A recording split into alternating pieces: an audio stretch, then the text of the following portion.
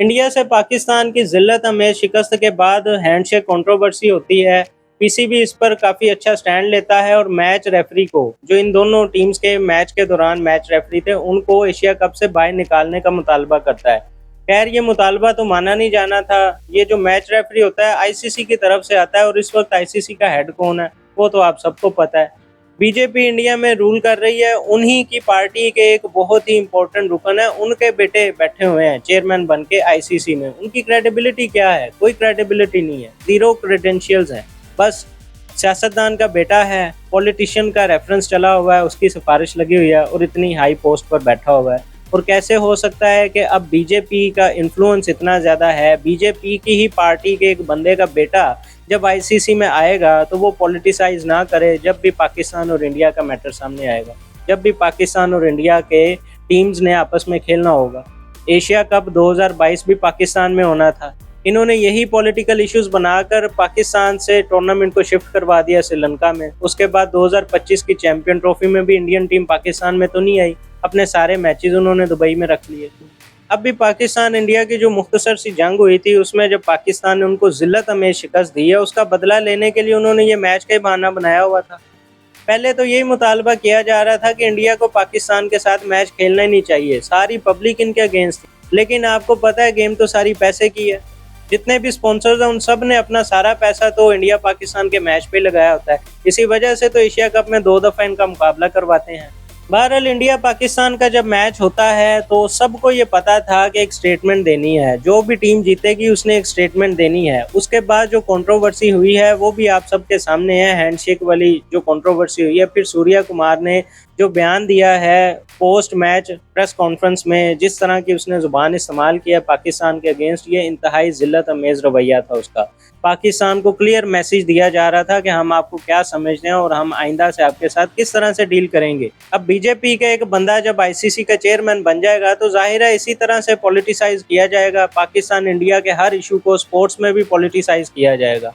पिछले 3-4 साल से Indian cricket council ICC Pakistan के साथ यही तो कर रही है। बहरहाल, इसका जवाब तो यही था कि आप ग्राउंड में इंडिया को हरा देते। हाईली एंटिसिपेटेड मैच था, इंडिया के ऊपर बहुत ज्यादा प्रेशर था कि उनकी पब्लिक तो चाह ही नहीं रही कि वो खेलें ये मैच, इसका बॉयकॉट होना चाहिए। लेकिन इंडिया ने ये मैच खेला। अगर इंडिया ये मैच हार जाती तो उनकी पब्लिक और ज्यादा उनको रगड़ देती। इंडिया की टीम पाकिस्तान से ज्यादा प्रेशर में थी, लेकिन पाकिस्तान पता नहीं जब भी इंडिया के अगेंस्ट खेलता है इनको क्या हो जाता है, दिमाग शायद पीछे पवेलियन में रख के आ जाते हैं, जज्बाती शॉट्स खेल रहे हैं, कुछ पता नहीं कि किस तरह से हमने गेम करनी है। जिल्लत अमेज शिकस्त के बाद जब ये कंट्रोवर्सी बनती है, पाकिस्तान भी इतना बड़ा स्टैंड ले लेता है कि भाई मैच रेफरी को आप बाहर निकालो वरना हम बॉयकॉट करेंगे एशिया कप का। हालांकि इस वक्त एशियन क्रिकेट काउंसिल के चेयरमैन मोहसिन नकवी साहब हैं, उन्हीं के जेरे साया ये टूर्नामेंट हो रही है।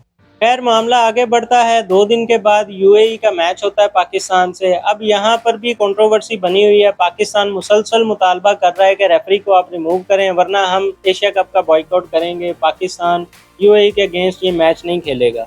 लास्ट मोमेंट तक यही डिसाइड नहीं हो पाता कि ये मैच खेलना है या नहीं खेलना। सारी कौम को और प्लेयर्स को डबल माइंड करके रखा होता है पीसीबी ने।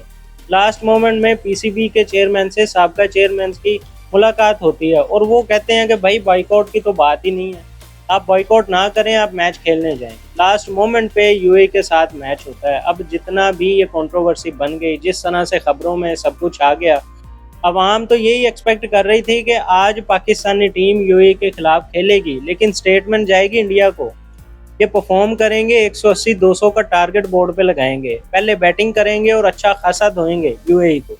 हर प्लेयर गुस्से में खेल रहा होगा, अग्रेशन के साथ खेल रहा होगा, हर प्लेयर अपनी तरफ से एक स्टेटमेंट देगा कि वी आर रेडी।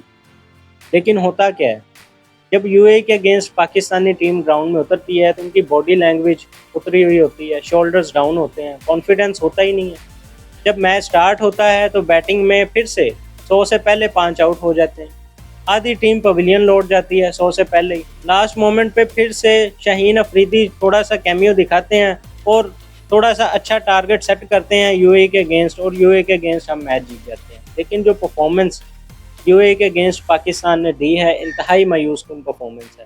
आपने ये स्टेटमेंट देनी थी कि इंडिया के लिए हम रेडी हैं, अब जो अगला मुकाबला इंडिया के साथ होना हम पूरी तरह से तैयार हैं, इस बार नहीं हम आपको जीतने देते। लेकिन आपने ये स्टेटमेंट दी कि भाई हम खेलना ही नहीं चाहते आपके साथ, हम डरे हुए हैं, हम सहमे हुए हैं।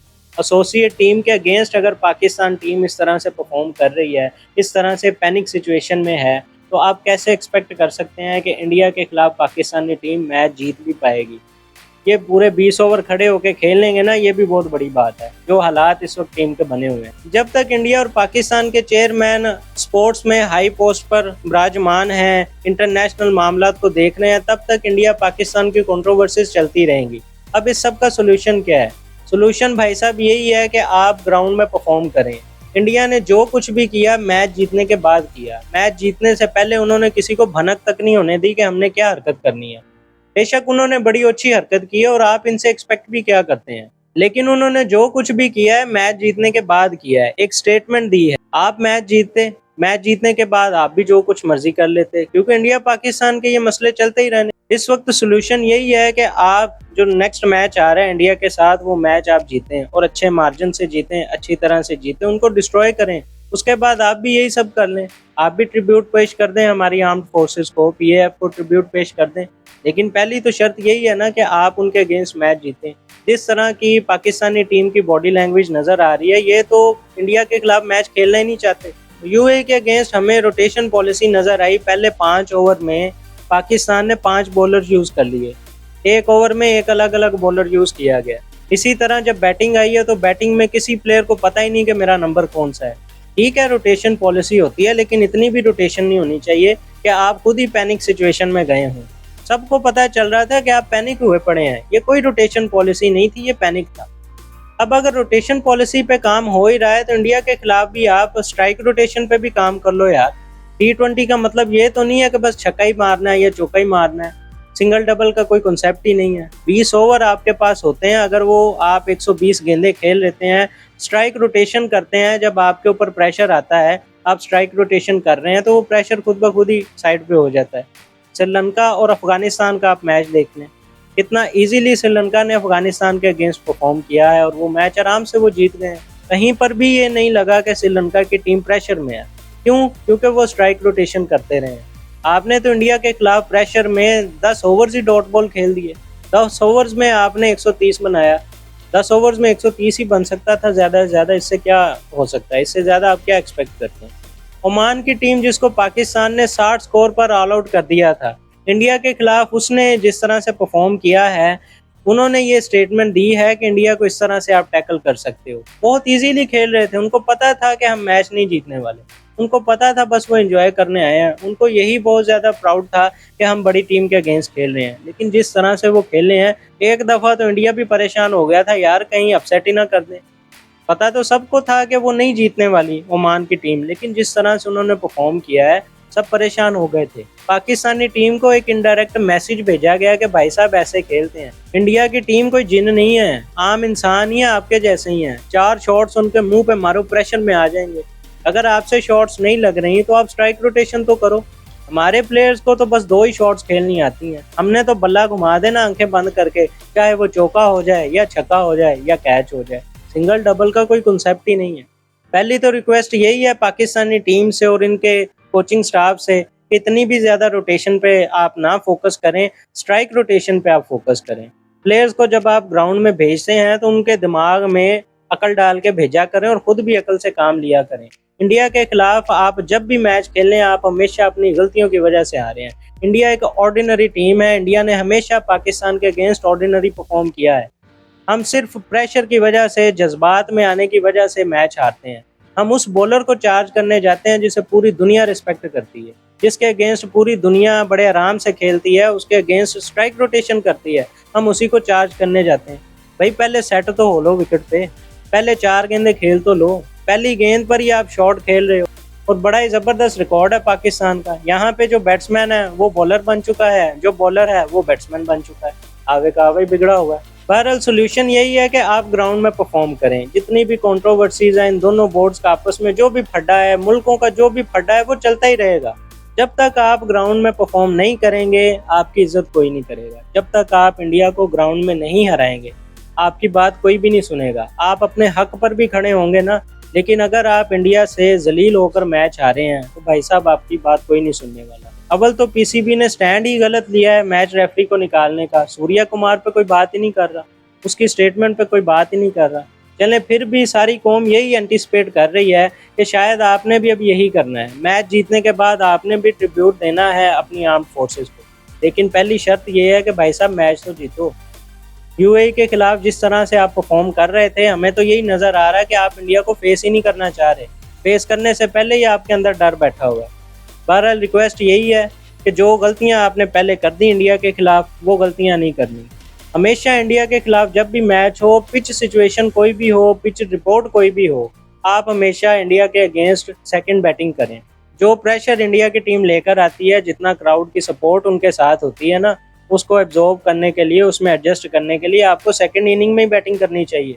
टॉस अगर आप फॉर्चुनेटली जीत जाते हैं तो इस बार सेकंड इनिंग्स में बैटिंग कीजिएगा।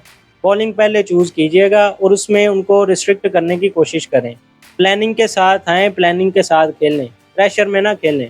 बॉलिंग तो हमारी फिर भी परफॉर्म कर देती है, लेकिन बैटर्स को भी तो चाहिए ना कि अच्छा टारगेट सेट करें। अगर तो आप पहले बैटिंग करते हैं तो फिर 180 का टारगेट, 200 का टारगेट आप अपने माइंड में रखें। इंडिया की टीम ये चेज़ नहीं कर पाएगी। लास्ट पर यही कहूँगा कि इंडिया के खिलाफ जब तक आप मैच नहीं जीतेंगे, जब तक आप ग्राउंड में परफॉर्म नहीं करेंगे, जब तक आप इंडिया को हरा कर स्टेटमेंट नहीं बनाएंगे, तब तक आपका साथ कोई नहीं देने वाला, तब तक पाकिस्तानी क्रिकेट की इज्जत कोई नहीं करने वाला। आप ग्राउंड के बाहर हारने के बाद जो मर्जी स्टैंड लेते रहें, अपने हक पर भी खड़े होंगे, इंडिया वाले और पूरी दुनिया आपको जलील ही करेंगे, आपका मजाक ही उड़ाएंगे। रीज़न यही है कि आप ग्राउंड में तो परफॉर्म कर नहीं रहे। स्पोर्ट्स है, कंपेटिटिव स्पोर्ट्स है, आपने कंपटीशन देना है, आपने एक स्टेटमेंट बनानी है, आपने इंडिया को ग्राउंड में हराना है। उसके बाद आप जो स्टेटमेंट देंगे, पूरी दुनिया आपके साथ खड़ी होगी। जो सिचुएशन इस वक्त टीम की है, लगता तो नहीं है कि इंडिया के अगेंस्ट ये जीतेंगे, इतनी भी हाई होप्स हमारी नहीं है, लेकिन जो सिचुएशन बन चुकी है, उम्मीद करते हैं कि प्लेयर्स को और मैनेजमेंट को गैरत आ चुकी होगी और इंडिया के खिलाफ हम मैच खेल के वो इंडिया को हम मैच हराएंगे, एक स्टेटमेंट बनाएंगे। Good luck team green. अगर वीडियो अच्छी लगी है तो इसे लाइक करें, अपने दोस्तों के साथ शेयर करें और चैनल को सब्सक्राइब कर लें। Thank you.